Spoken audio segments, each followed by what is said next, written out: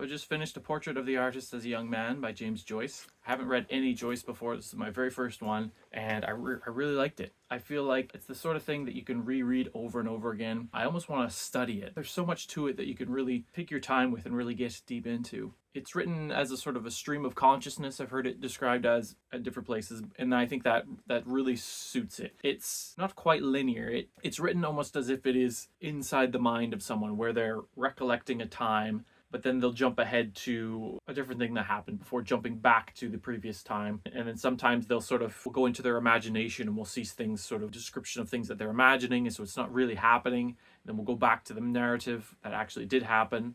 And then we do jump back and forth in time, kind of like you're listening to a middle-aged or an older person talking about their past. And it follows the life of this boy, Stephen Dedalus, who is kind of a stand-in for James Joyce. From my understanding, it's sort of a semi-autobiographical, semi-fiction book. So Stephen Dedalus is kind of James Joyce as a child. He grows up in Ireland I believe he's from Cork, or his family's from Cork, but he's in Dublin. He's going to school in Dublin as a child. Sort of starts when he's sort of a preteen and goes right up into the sort of young adulthood, sort of the end of his college term, when he decides to, spoilers, leave Ireland and leave everything behind. It's written in 5 chapters, but they're quite large, especially the last one. It's a very large chapter. The book itself is about 250 pages, so it's not small, even though it's only 5 chapters. It's sort of 5 parts, I guess is a better way to put it. Published in 1916, but like I said, it's the story of sort of James Joyce's childhood, or a fictionalized account of that. And so the story takes place in the late 19th century, and it deals with lots of the things that are both important to a young man and important to an Irish person at the time. So it's not totally focused on Ireland, but it does have that sort of, there is comments about like the English and English colonialism and people speaking English. There's at one point where he's speaking to this English priest and comes up with this word, and the priest doesn't understand the word and thinks, oh, that must be an Irish word, tell me about this word. And then later Stephen goes and looks up the word, and turns out it's an English word, it's not even an Irish word. So like this Englishman's coming over to Ireland and he's being taught English by the Irish. So like the Irish have lost so much of their language and culture to the English. But this is a time when the Irish language is being revitalized and being taught, and there's reference to characters speaking Irish.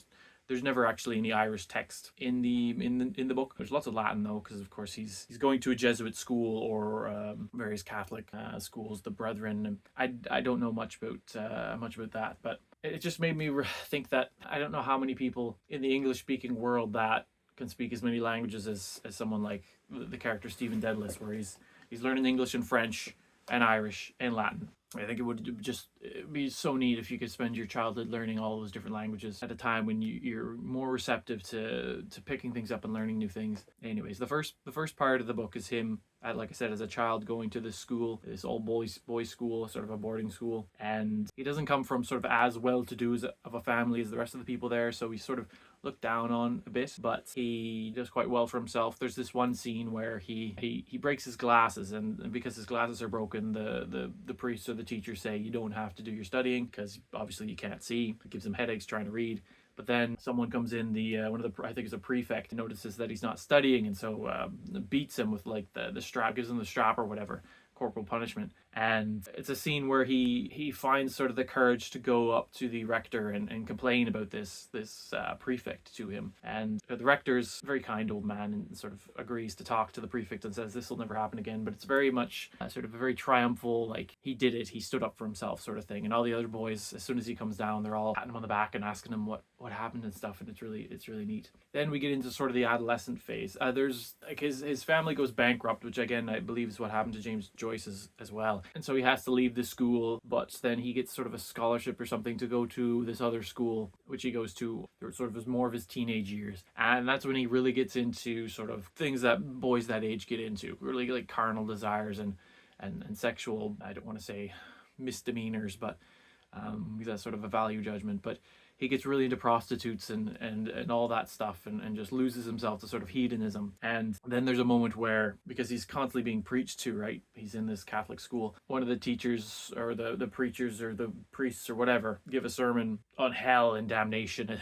it goes on for pages about the the horrors of hell and how horrible everything is and whatnot. And it shocks him into to go into confession and confessing all of this stuff. And eventually he agrees to turn his life around and dedicate himself to the church and whatnot, and become sort of a model student. And then one of the priests comes to him and says, like, you know, you should be ordained or whatever. You should become a priest. And he doesn't really want to. He thinks about it, but he decides it's not for him, and he declines. And then we sort of enter the final part of the book where he's, I don't know age, a young adult, I'd say, like maybe 17, 18, 19, maybe even 20. And there's a whole section, it's really philosophical on the idea of beauty and what beauty and aesthetics and what that means. And like I said, this is something I read through it. I didn't read through it quickly, but it's the sort of thing that you want to sit down and read paragraph by paragraph and take notes on and whatnot. But yeah, using the philosophy of St. Thomas Aquinas, who is like a Catholic church father, he comes up with this idea. He's writing an essay or something on aesthetics and on beauty, and it was sort of sparked by, I guess, there's this scene where he's walking along this beach and he sees this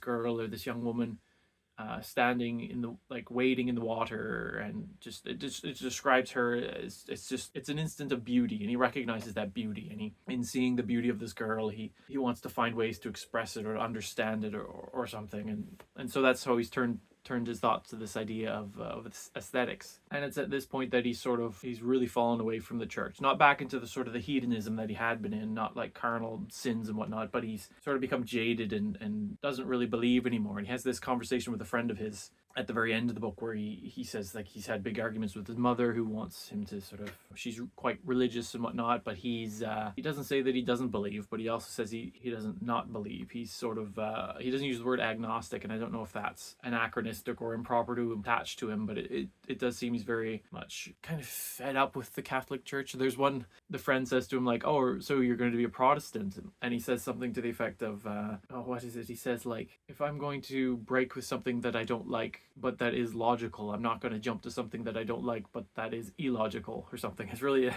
just like a one scathing review of Protestantism, which I don't fully understand.